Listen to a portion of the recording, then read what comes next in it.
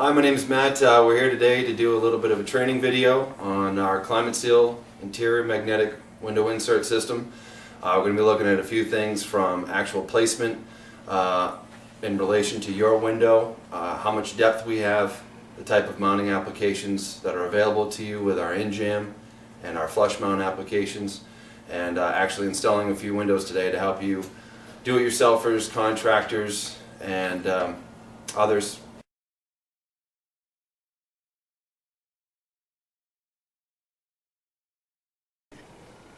Okay, so the first step prior to actually measuring for your Climate Seal window inserts is to determine the actual mounting location.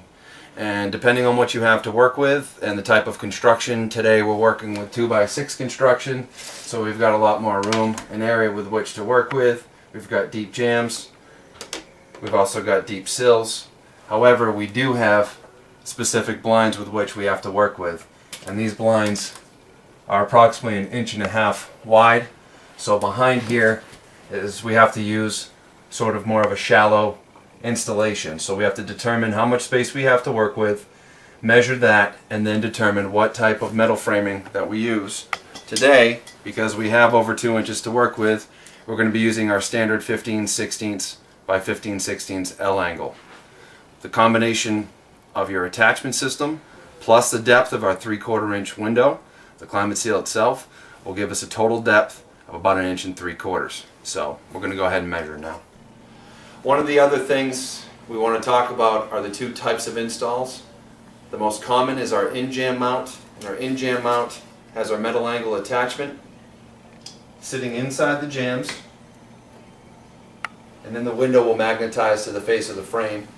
The other option is to use our surface mount application. And surface mount means that you're outside on the surface of the window cavity, and the metal itself will cap over your window trim.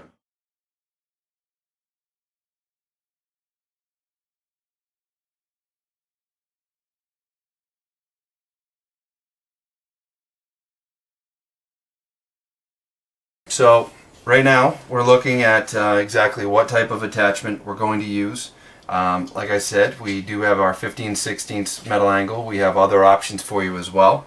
If we are to use our standard 15/16 by 15/16 metal, it's going to mount within 1/8 of an inch of your primary window's actual frame. We don't want to interrupt the operation of the existing window, say in a double hung. These are horizontal sliders, but what I'm trying to show here is that we would typically mount the metal about 1/8 of an inch from the primary window frame, and then our Climate Seal window insert will actually sit, after it's screwed in on the back, it will sit on the face and will magnetize directly to the metal. If we don't have at least 1.5 to 1.75 inches to work with of depth space, we need to come closer to the primary window, and we do that by using our inverted angle. And our inverted angle is basically the same dimensions, but instead of projecting into the room, it's actually going to project towards the outside, and therefore we'll mount it this way.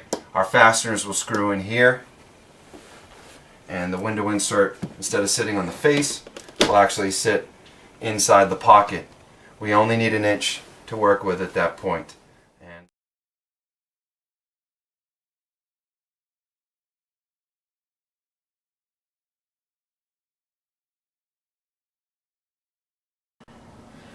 We've determined the actual mounting location, which for this particular job is going to be in-jam.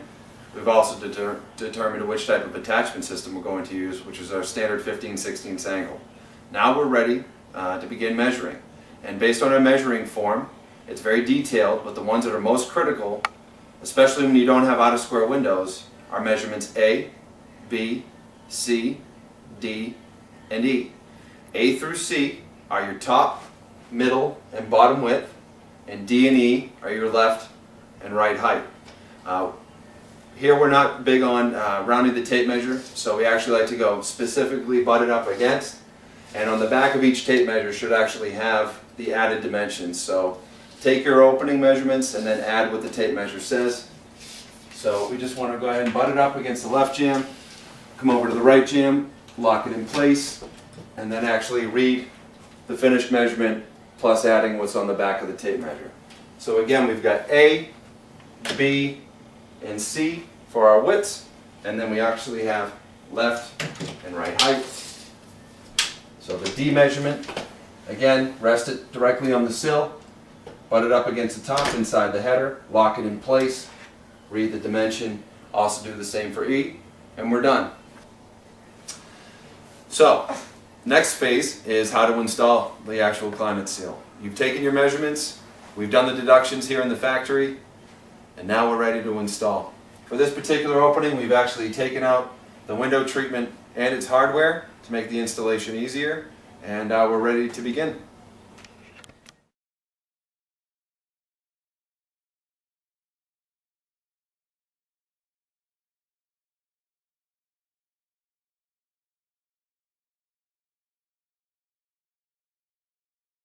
Before we install, we have to actually prep our attachment system with either a weather strip foam or a double face tape. Because we've got a wood surface to work with, we're going to use our weather strip foam. It's got adhesive on one side and it's got a wax paper backing on the other, which we're actually going to peel off prior to the installation. So we're going to take our bare metal. We have two painted edges, we have two primed painted edges, but we're going to put the actual weather strip foam on one of the painted edges. It's actually very simple. All we need to do is take a piece of the foam weather strip, apply it right to the edge. All the metal is cut, rough cut, so what we want you to do is actually prep it prior to the final cut. We've accounted for the actual linear footage requirements needed, so there will be no issue of actually running short. But just prep it nice and easy, 6-inch increments. Make sure you press down firm so there's no air pockets or bubbles. And when we get to the end, I'm going to use just a utility knife, cut the edge off. Once it's done and there's no air pockets, you can go ahead and take off the wax paper backing, peel that off, and like I mentioned, this is not sticky. So that way if you ever need to take it down and out of your opening, you're not scraping off any adhesive.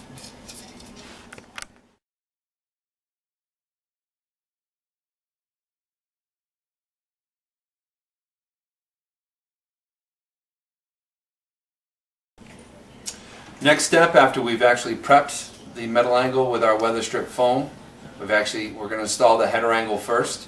So we're ready to cut that first piece. And the best way to do it, it can be a little tricky with the longer pieces, but what we're going to do here, we've got a measurement of 70 1/4. I like to use a utility knife with a blade because I get a thin edge and I think a better, more clear cut, but you can also use a pen or a carpenter's pencil or whatnot. So we're just trying to take a little score line right now, make that score. Once that's done, then we're going to go ahead and use an edge of a piece, metal. Take a cut-off piece that you've got, use it on the edge. That way you can create a perfect straight edge, score your line, and go ahead and make your cut. What we're using is a pair of Wisp brand tin snips. A little free plug for Wisp, by the way. They're big fans of that. But these are great. They're the yellow handled pair. They're a straight edge cut. You can also get them in red and green, but that's a right and a left cut, so don't confuse it. Make sure you get the yellow handled pair for a straight cut. This pretty much cuts through the metal like butter. And you just want to line it up with your score line, and one cut will do the first edge. Go ahead and peel that out of the way a little bit, flip it around on the back side. You don't have to be exact, caulking always makes up for the difference, but try to make the best cut you can, and she's good to go.